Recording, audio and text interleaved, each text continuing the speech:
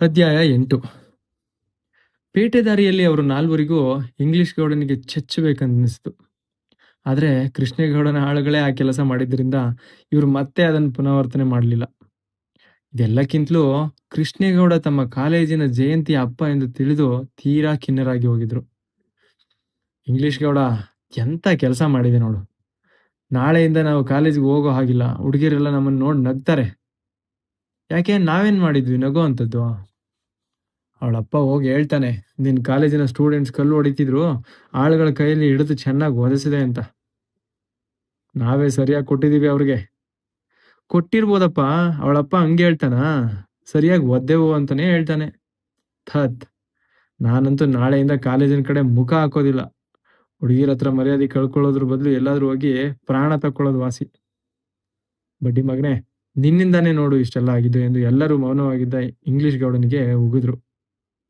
ಈಗ ಏನ್ ಮಾಡೋದು ಹೇಳೋ? ಆಗೋಯ್ತಲ್ಲ.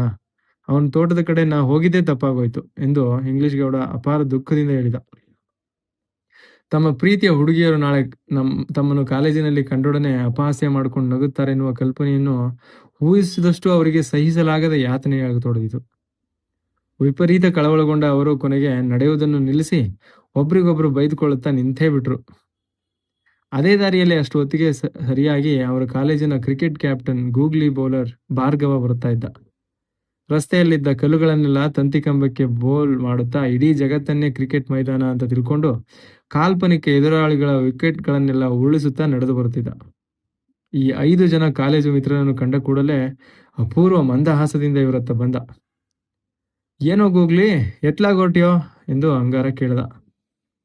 ಏನ್ರೋ ಇಲ್ಲಿ ಏನೋ ಬಹಳ ಸೀರಿಯಸ್ ವಿಷಯ ಮಾತಾಡ್ತಿರೋ ಹಂಗಿದೆಯಲ್ಲ, ಏನಾದ್ರೂ ಪರ್ಸನಲ್ ವಿಷಯ ಆದ್ರೆ ಹೇಳಪ್ಪ, ನಾನು ಹೋಗ್ತೀನಿ ಎಂದ.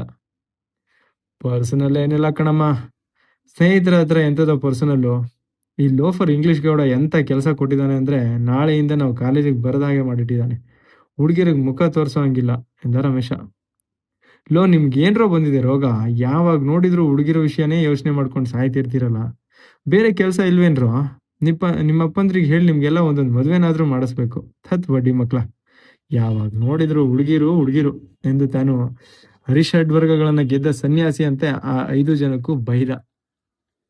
ಲೋಗ್ ಹೋಗ್ಲಿ, ನಿನ್ಗೇನಮ್ಮ, ನೀನು ನಮ್ಮ ಟೀಮಿನ ಕ್ರಿಕೆಟ್ ಕ್ಯಾಪ್ಟನ್ನು, ಹುಡುಗಿರಿಗೆಲ್ಲ ಪೆಟ್ಟಾಗಿದೆಯಾ, ನಿಂಗೇನಾಗ್ಬೇಕು? ಅದಕ್ಕೆ ನಮಗೆ ಬುದ್ಧಿ ಹೇಳೋದಕ್ಕೆ ಬರ್ತೀಯ ಎಂದ ಅಂಗಾರ. ಏನ್ರಯ್ಯ, ನನ್ನ ವಿಷಯ ಎಲ್ಲ ಗೊತ್ತಿದ್ದು ಹೀಗೆ ಹೊಟ್ಟೆ ಉರಿಸ್ತಿರಲ್ಲ. ಇಷ್ಟೊಂದು ಟೂರ್ನಮೆಂಟ್ ಗೆದ್ದು ಕಾಲೇಜ್ಗೆಲ್ಲ ಶೀಲ್ಡ್ ತಂದು ಕೊಟ್ಟಿದ್ದೀನಿ. ಇವತ್ತಿಗೂ ಒಬ್ಳಾರ ಹುಡುಗಿ ನನ್ನ ಹತ್ರ ಮಾತಾಡಿದಳೇನ್ರೋ? ಹುಡುಗಿರಿಗೆ ಪೆಟ್ಟಾಗಿದೆಯಾ ಅಂತ ಹೊಟ್ಟೆ ಉರಿಸಿದ್ದಕ್ಕೆ ಹೇಳ್ತೀರೇನ್ರೋ? ಅವತ್ತು ಧೈರ್ಯ ಮಾಡಿ ವನಮಾಲನ ಹತ್ರ ಮಾತಾಡೋಕ್ಕೆ ಹೋದ್ರೆ ಹಿಂದಿಂದ ಸಡಿಗೋಗ್ಲಿ ಅಂತ ಕೂಗಿ ಗಾಬರಿ ಮಾಡಿದೀರಾ. ಇವತ್ತು ಹೀಗೆ ಹೇಳ್ತಿರಲ್ಲ ಎಂದು ತನ್ನ ವಿವೇಕದ ಧಾಟಿಯನ್ನು ಒಮ್ಮೆಲೆ ತೊರೆದು ತನ್ನ ದುಸ್ಥಿತಿಯನ್ನು ತೋಡಿಕೊಳ್ಳುತ್ತಾ ಹುಡುಗಿಯರನ್ನು ಶಪಿಸತೊಡಗಿದ.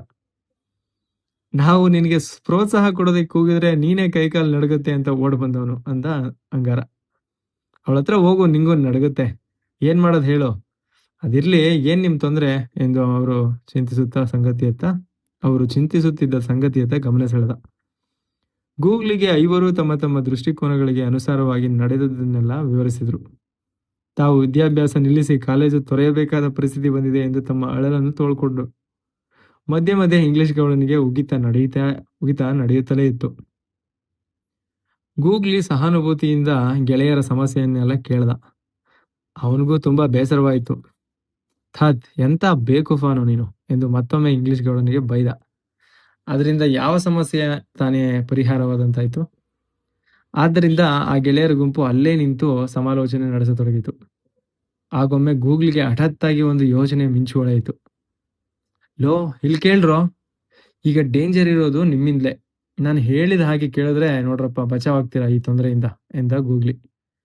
5 ಸಮಾಧಾನದ ನಿಟ್ಟುಸಿರು ಬಿಡುತ್ತಾ, ಏನಯ್ಯ ಕ್ಯಾಪ್ಟನ್ ಎಂದರು. ಏನಿಲ್ಲ, ಈಗ ಇರೋದು ಡೇಂಜರ್ ನಿಮ್ಮಿಂದಾನೇ ಕಣ್ರೋ. ನೀವು ಈ ವಿಷಯನ ನನ್ನೆದುರು ಹೇಳಿದ್ರಲ್ಲ, ಹಾಗೆ ಇನ್ಯಾರೆದುರಾದ್ರೂ ಹೇಳಿದಿರಾ? ಇಲ್ಲ ತಾನೆ? ಎಲ್ಲೂ ಬಾಯಿ ಬಿಡ್ಕೊಡುದು, ಗೊತ್ತಾಯ್ತೋ? ಜಯಂತಿ ಅಪ್ಪನಿಗೆ ನೀವು ಕಾಲೇಜ್ ಸ್ಟೂಡೆಂಟ್ಸ್ ಅನ್ನೋ ಅಷ್ಟು ಮಾತ್ರ ಗೊತ್ತಿದೆ. ನೀವ್ ಯಾರು ಅಂತ ಏನ್ ಗೊತ್ತು? ನೀವು ಚಕಾರ ಎತ್ತದೆ ಸುಮ್ಮನಾದ್ರಿ ಅಂತ ತಿಳ್ಕೊಳ್ಳಿ, ಯಾರೋ ಕಾಲೇಜ್ ಹುಡುಗರು ಅಂತ ಅಂದ್ಕೊಳ್ತಾರೆ. ಅದು ಬಿಟ್ಟು ಊರೆಲ್ಲ ಗೋಳಾಡಿದ್ರೆ ನಿಮ್ಮ ಮರ್ಯಾದೆ ಉಳಿಯೋದಿಲ್ಲ ಎಂದು ಗೂಗ್ಲಿ ತನಗೆ ಒಳ್ಳೆದ ಬ್ರಿಲಿಯಂಟ್ ಐಡಿಯಾ ಹೇಳ್ದ. ಇಲ್ಲ ಕ್ಯಾಪ್ಟನ್, ನಾವು ವಿಷಯ ಬಾಯೇ ಬಿಡಲ್ಲ ಎಂದು ರಮೇಶ ಹೇಳ್ದ. ಅದಕ್ಕೆ ಮಿಕ್ಕ ನಾಲ್ವರು ಹೌದೌದು ಎಂದು ತಲೆಯಾಡಿಸಿದ್ರು. ಅಧ್ಯಾಯ 9. ಕೆಸರೂರಿನ ಸುತ್ತಲೂ ಪರ್ವತಗಳು ಒಂದರ ಹಿಂದೆ ಒಂದರಂತೆ ಒಟ್ಟಿಗೆ ಮಲಗಿದ ಬಸವನ ಮಂದೆಯ ತರ ಹಬ್ಕೊಂಡಿದ್ವು. ದಟ್ಟ ಅರಣ್ಯ ಈ ಗುಡ್ಡಗಳನ್ನು ಕಂಬಳಿ ಒದಿಸಿದಂತೆ ಮುಚ್ಚಿಕೊಂಡಿತ್ತು. ಎಲ್ಲ ಮರಗಳು ಒಟ್ಟಾಗಿ ಇಡೀ ಗುಡ್ಡವೇ ಒಂದು ಭೂತಾಕಾರದ ಮರದಂತೆ ಕಾಣುತ್ತಿತ್ತು. ಸಂಜೆಯಾಗುತ್ತಲೇ ಕಡಲತ್ತಿಂದ ಹಾಯ್ದು ಬರುವ ತೇವದ ಹವೆ ಮಂಜಿನ ಮೋಡವಾಗಿ ಪರಿವರ್ತನೆಗೊಂಡು ಆ ಬೆಟ್ಟಗಳ ನಡುವಿನಿಂದ ಕೆಸರೂರಿನ ಮೇಲೆ ಹರಿಯುತ್ತವೆ. ಇಡೀ ಕೆಸರೂರನ್ನು ಒಂದು ಮಾಯಾಲೋಕವನ್ನಾಗಿ ಮಾಡುತ್ತವೆ. ಕೆಸರೂರು ಮಳೆಗಾಲದ 4 ತಿಂಗಳು ಮಾತ್ರ ಕೆಸರೂರು ಅಷ್ಟೇ. ಅನಂತರ ಸದಾ ತಣ್ಣಗಿರುವ ನಿತ್ಯ ಹರಿದ್ವರ್ಣದ ಕಾಡಿನಿಂದ ಸುತ್ತುವರೆದಿದ್ದ ಇದು ಒಂದು ಅಪ್ಸರ ಲೋಕ. ಗಿರಿತಪ್ಪಲಿನ ಈ ಪುಟ್ಟ ಊರು ಕರ್ನಾಟಕದ ಸ್ವಿಟ್ಜರ್ಲ್ಯಾಂಡ್. ಶ್ಯಾಮಾನಂದನ ಅಂಗಾಡಿ ಒಬ್ಬನೇ ಪೆನ್ನು ಫೈಲನ್ನು ಹಿಡಿದುಕೊಂಡು ಕೆಸರೂರಿನ ಟಿಬಿಯ ವರಾಂಡದಲ್ಲಿ ಕುಳಿತಿದ್ದ. ತನ್ನ ಮೂಲ ಕಚೇರಿಗೆ ದೈನಂದಿನ ರಿಪೋರ್ಟ್ ಕಳಿಸಬೇಕಿತ್ತು. ಆದರೆ ಮನಸ್ಸಿನಲ್ಲಿ ಏನೇನೋ ಆಲೋಚನೆಗಳು. ಆ 5 ಜನ ಕಾಲೇಜು ಹುಡುಗರ ಬಗ್ಗೆ ಯೋಚಿಸುತ್ತಿದ್ದ. ಅವರು ಕೆಲವೇ ಕಾಲದಲ್ಲಿ ಈ ಊರನ್ನು ತ್ಯಜಿಸುವುದರಲ್ಲಿ ಅನುಮಾನವಿರಲಿಲ್ಲ. ಇಷ್ಟೊಂದು ಸುಂದರ ತಾಣದ ಈ ಊರು ಅದೇನೋ ಸಾಹಸಿಗಳಿಗೆ ಯೌವನಕ್ಕೆ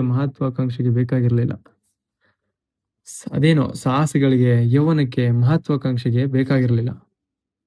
ಹುಡುಗ ಹುಡುಗಿಯರಿಗೆ ಇದೊಂದು ನಿರ್ಜೀವ ವಸ್ತು. ಶ್ಯಾಮಾನಂದನ ಅಂಗಾಡಿ ಕೆಸರೂರಲ್ಲಿ ಓದುತ್ತಿದ್ದಾಗ ಇದೇ ತರದ ಹುಡುಗನಾಗಿದ್ದ. ಆಗ ಜೂನಿಯರ್ ಕಾಲೇಜ್ ಇರಲಿಲ್ಲ, ಹೈಸ್ಕೂಲ್ ಮಾತ್ರ ಇತ್ತು. ಅವನಿಗೆ ಗೊತ್ತಿತ್ತು ಈ ಮೊಂಡಾಟದ ಹುಡುಗ ಹುಡುಗಿಯರೇ ಏನನ್ನಾದರೂ ಸಾಧಿಸಬಲ್ಲರು ಎಂದು. ಆದರೆ ಅವರಿಗೆ ಸ್ಥಾನವಿಲ್ಲ. ಯಾಕೆ? ತನ್ನೊಡನೆ ಓದಿದ ಓರಗೆಯವನು ಈಗ ಒಬ್ಬನಾದರೂ ಕೆಸರೂರಲ್ಲಿ ಇರಬೇಡವೆ? ಈ ಕೆಸರೂರಿಗೆ ಏನು ಕೊರತೆ? ಯೋಚಿಸಿದತ್ತು ಅಂಗಾಡಿಗೆ ಇದೊಂದು ಅಗಮ್ಯ ಸಮಸ್ಯೆಯಾಗಿ ಕಂಡಿತು. 20 ವರ್ಷದ ಅನಂತರ ಮೊದಲ ಬಾರಿಗೆ ತಾನು ಓಡಾಡಿದ ಚಿಕ್ಕಂದಿನ ಊರಿಗೆ ಬಂದಿದ್ದ. ತಾನು ಬೆಳೆದ ಊರೆಂಬುದನ್ನು ಬಿಟ್ಟರೆ ಅಂಗಾಡಿಗೆ ಕೊಂಚವೂ ಕೆಸರೂರಿನ ಬಗ್ಗೆ ಆದರ ಅಭಿಮಾನ ಪ್ರೀತಿ ಹುಟ್ಟಲಿಲ್ಲ. ನಿಜಕ್ಕೂ ಅಂಗಾಡಿಗೆ ತನ್ನ ಗುರುತನ್ನೇ ತೋರಿಸಿಕೊಳ್ಳದೆ ಸಂಪೂರ್ಣ ಆಗಂತುಕನಾಗಿಯೇ ಓಡಾಡಿದರೆ ಚೆನ್ನಾಗಿತ್ತೆಂದೆನಿಸಿತು. ಕೆಸರೂರಿಗೆ ಬಳಸಿಕೊಂಡಂತೆ ಅತ್ಯಂತ ದಟ್ಟ ಅರಣ್ಯ ಇತ್ತು. ಅವುಗಳ ತುಂಬ ಕಳಲೆಯಂತೆ ಏಲಕ್ಕಿ ಬೆಳೆಯುತ್ತಿತ್ತು. ಇಡೀ ಪ್ರಪಂಚದಲ್ಲಿ ಹೆಸರಾಂತ ಪರಿಮಳದ ಏಲಕ್ಕಿ ಇದು. ಅದನ್ನು ಪ್ರತಿ ವರ್ಷ ಅರಣ್ಯ ಇಲಾಖೆಯವರು ಹರಾಜು ಹಾಕ್ತಿದ್ರು. ಆದರೆ ಅನಂತರ ಕೆಸರೂರಿನ ರಾಜಕಾರಣಕ್ಕೆ ಹಣ ಸಾಲದೆ, ಅರಣ್ಯ ಇಲಾಖೆಯವರಿಗೆ ಲಂಚ ಸಾಲದೆ ಅವರೆಲ್ಲರ ಆಸೆಗಣ್ಣುಗಳು ಕೆಸರೂರಿನ ಅರಣ್ಯದ ಮೇಲೆ ಬಿತ್ತು. ಮಂತ್ರಿಗಳವರೆಗೂ ಹೋಗಿ ಅದನ್ನು 16 ವರ್ಷಗಳಿಗೆ ಒಮ್ಮೆ ಹರಾಜು ಕೂಗುವಂತೆ ಕಾನೂನು ತಂದರು. ಕೇರಳದಿಂದ ಒಬ್ಬ ಸುಲೈಮಾನ್ ಯೂಸುಫ್ ಬೇರಿ ಅನ್ನುವವನಿಗೆ ಕಾಂಟ್ರಾಕ್ಟ್ ಕೊಡಿಸಿದ್ರು. ಅವನಿಂದ ದೊರೆತ ತೈಲಿಗಟ್ಟಲೆ ಹಣ ನೋಡಿ ಮಂತ್ರಿಗಳಿಗೂ ಬಾಯಲ್ಲಿ ನೀರುರಿತು. ಅದು ಮನ್ನಾ ಜಂಗ್ಲಿ. ಅದರಲ್ಲಿ ಮರ ಕಡಿಯಲೇ ಕೂಡದೆಂದು ಸರ್ಕಾರದ ಆಜ್ಞೆ ಇದ್ರೂ ಏಲಕ್ಕಿ ಕೃಷಿಗೆ ಕೊಂಬೆಗಳನ್ನು ಕಡಿದು ನೆರಳು ಕೊಂಚ ಕಡಿಮೆ ಮಾಡಬಹುದೆಂದು, ಅದನ್ನು ಸೌದೆಯಾಗಿ ಬಿಕರಿ ಮಾಡಬಹುದೆಂದು ಪರವಾನಗಿ ತಂದ್ರು. ಸರಿ, ಆರಂಭವಾಯಿತು. ಸುಲೇಮಾನ್ ಯೂಸುಫ್ ಬೇರಿ ಕೊಂಬೆ ಕಡಿಯ ಹೊರಟವನು ಕಾಂಡಗಳನ್ನೇ ಕಡ್ದ. 100 ವರ್ಷಗಳ ದೇಗುಲದ ಕಂಬಗಳಂತ ಎಮ್ಮರಗಳು ಚೀತ್ಕಾರದೊಂದಿಗೆ ನೆಲಕ್ಕುರುಳಿದವು. ಲೋಡುಗಟ್ಲೆ ಮರದ ದಿಮ್ಮಿಗಳು ಕೆಸರೂರಿನ ಹಾದಿಯಲ್ಲಿ ಮಂಗಳೂರಿನ ಕಡೆ ದಿಕ್ಕಿಡಿದವು. ಕೆಸರೂರಿನ ಜನಕ್ಕೆ ವರ್ಷಾಂತರದವರೆಗೆ ಇದೊಂದು ಚಿರಪರಿಚಿತ ನೋಟ. ಅನಂತರ ಕಾಡಿನಡಿಯಲ್ಲಿ ಬೆಳೆದಿದ್ದ ಏಲಕ್ಕಿ ಗಿಡಗಳು ಎಲೆ ಬಾಡಿ ಬಿಸಿಲಿನ ಹೊಡೆತಕ್ಕೆ ಕ್ಷೀಣಿಸಿ ಬಹುಬೇಗ ನೆಲ ಹಿಡಿದವು. ಕಾಡು ನೆಲಸಮವಾದಲ್ಲಿ ಲಂಟಾನದ ಅಭೇದ್ಯ ಜಿಗ್ಗು ಕೋಟೆಗಟ್ಟಿ ಕೆಸರೂರನ್ನು ಸುತ್ತುವರಿಯಿತು. ಲಂಟಾನದಂತಹ ಮಾಯಾವಿ ರಾಕ್ಷಸನೇ ಇಲ್ಲ. ಗಿಡವನ್ನು ಬೇರು ಸಮೇತ ಕಿತ್ತೊಗೆದರೆ ಅಲ್ಲೇ ಬೇರು ಕೂಡುತ್ತದೆ. ಕಡ್ಡಿ ಮುರಿದೆಸೆದರೆ ಅದೇ ಬೇರು ಕೊಟ್ಟು ಚಿಗುರೊಡೆಯುತ್ತದೆ. ಹಕ್ಕಿಗಳು ಬೀಜ ತಿಂದು ಹಿಕ್ಕೆ ಹಾಕಿದರೆ ಅಲ್ಲೇ ಮೊಳಕೆ ಹೊಡೆಯುತ್ತದೆ. ಬಳ್ಳಿಯಂತೆ ಮರಕ್ಕೆ ಹಬ್ಬುತ್ತದೆ. ಪೊದೆಯಂತೆ ಸ್ವತಂತ್ರವಾಗಿ ನಿಂತು ಬೆಳೆಯುತ್ತದೆ. ಲಂಟಾನದ ಈ ಭಯಾನಕ ಜಿಗ್ಗು ಏಲಕ್ಕಿಯ ಕುತ್ತಿಗೆ ಇಸುಕಿ ಕಾಡನ್ನೆಲ್ಲ ಆಕ್ರಮಿಸಿತು. ಕೆಸರೂರಿನ ಜನ ಇದರ ವಿರಾಟ್ ರೂಪವನ್ನು ಕಂಡು ಕಂಗಾಲಾದರು. ಬೇರೆ ಕೆಲಸದ ದೂರಗಾಮಿ ಪರಿಣಾಮಗಳನ್ನು ಅವರು ಊಹಿಸಿರಲಿಲ್ಲ. ಆದರೆ ದುರ್ದೈವದ ಸಂಗತಿ ಎಂದರೆ ಇದು ಅಲ್ಲಿಗೆ ನಿಲ್ಲುವಂಥದ್ದಾಗಿರಲಿಲ್ಲ. ಜನರ ನಿರ್ಲಿಪ್ತ ಅಸಹಾಯಕತೆಯಲ್ಲಿ ಒಂದು ಸಂಸ್ಕೃತಿಯೇ ಅವಸಾನವನ್ನ ಐದುತ್ತಿರುವಾಗ ಏನೆಲ್ಲ ಸಂಭವಿಸುತ್ತದೆಯೋ ಅದೆಲ್ಲ ಕೆಸರೂರಿನಲ್ಲಿ ಆರಂಭವಾಗಿತ್ತು. ಈಗ ಖಾಸಗಿ ತೋಟಗಾರರು ತಮ್ಮ ತೋಟದ ಮರಗಳನ್ನು ಒಬ್ಬೊಬ್ಬರಾಗಿ ಮಾರತೊಡಗಿದ್ರು. ಅಡಮಾನ ಬ್ಯಾಂಕಿನ ಸಾಲಕ್ಕೆ, ಮನೆ ಜಪ್ತಿಗೆ ಬರುವವರ ಸಮಾಧಾನಕ್ಕೆ ಹೀಗೆ ಮಾಡದೆ ಬೇರೆ ವಿಧಿಯೇ ಇರಲಿಲ್ಲ. ಏಲಕ್ಕಿ ಬೆಳೆ ಕುಸಿಯತೊಡಗಿದೆ. ಗೊಬ್ಬರ ಹಾಕಿ, ಔಷಧಿ ಸಿಂಪಡಿಸಿ ಏನೇ ಮಾಡಿದ್ರೂ ಉಪಯೋಗ ಕಾಣುತ್ತಿಲ್ಲ. ಲಂಟಾನದ ರಾಕ್ಷಸ ತೋಟದ ಬೇಲಿಯಾಚೆ ನುಗ್ಗಲು ಕಾದು ಕುಳಿತಿದ್ದಾನೆ. ಶ್ಯಾಮನಂದನ ಅಂಗಡಿಗೆ ರಿಪೋರ್ಟ್ ನೋಟ್ಸ್ ತಯಾರು ಮಾಡಲು ಕೈಯೇ ಬರುತ್ತಿಲ್ಲ. ತಾನು ಅತ್ಯಂತ ಜಟಿಲ ಸಮಸ್ಯೆಯೊಂದನ್ನು ತನಿಖೆ ಮಾಡಲು ಬಂದೆಂತೆನಿಸಿತು. ಏನೇ ಆಗಲಿ, ಈ ಗೊಂದಲವನ್ನಾಗಿ ತನಿಖೆ ಮಾಡಬಾರದು ಎಂದು ತನ್ನ ಸಮಸ್ಯೆಗಳನ್ನೆಲ್ಲ ವರ್ಗೀಕರಿಸತೊಡಗಿದ.